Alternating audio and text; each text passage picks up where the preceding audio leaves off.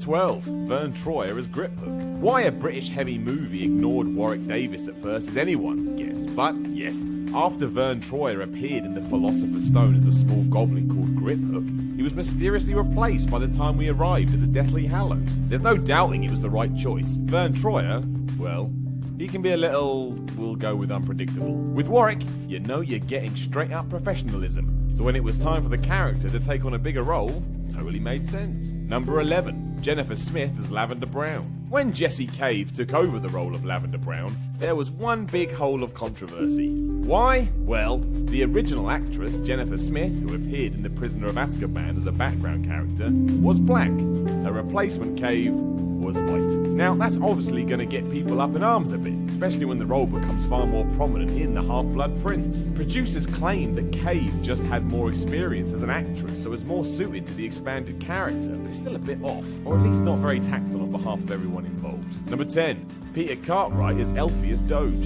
When Peter Cartwright appeared in The Order of the Phoenix as Elpheus Doge, he had no lines. That's pretty upsetting if you're an actor, but at least he was involved in one of the biggest franchises in movie history. When The Deathly Hallows Part 1 was released though, and Doge actually had things to do, Cartwright was gone and David Ryle was in. Both were very well established British actors, so why the change was made is anyone's guess.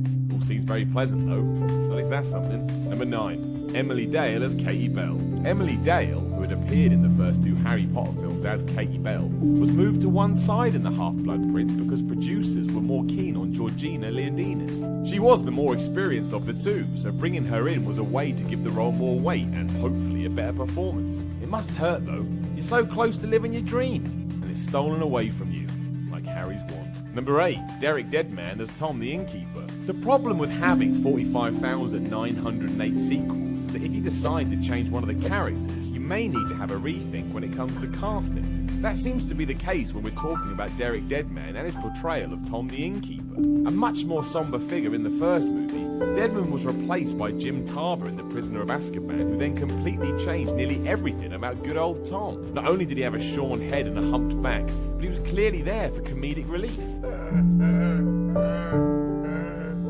Number 7. Elizabeth Spriggs as the Fat Lady. I always love it when a role has a specific physical trait in the description. We need a fat person.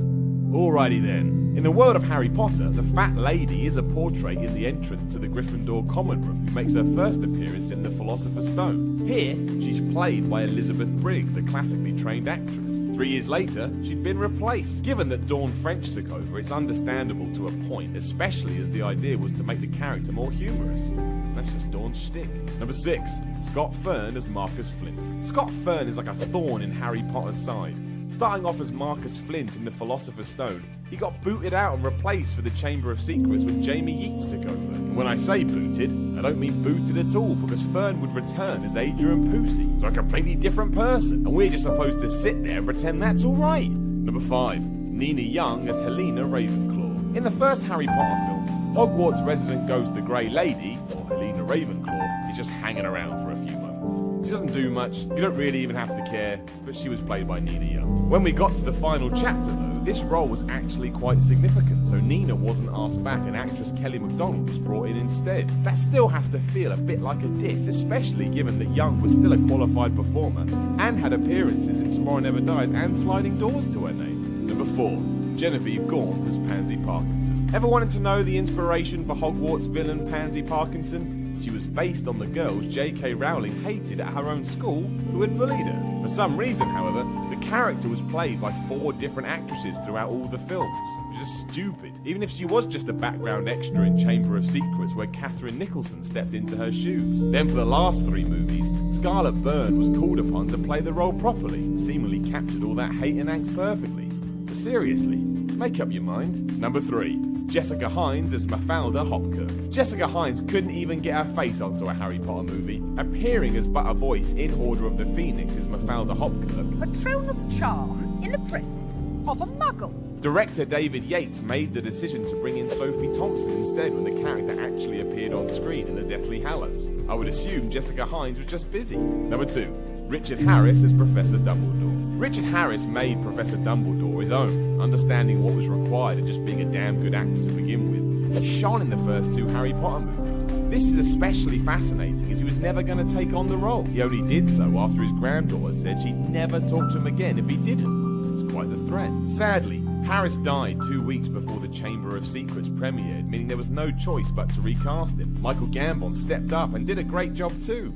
It's never the same. Number 1. Richard Bremmer as Voldemort. You've done it. You are the bad guy in Harry Potter, a role that will probably be as iconic as Darth Vader, the Joker, and even Loki. And then when all is said and done, the only performance you got to give was some weird growth on the back of a professor's head. By the time Voldemort had gotten his body back,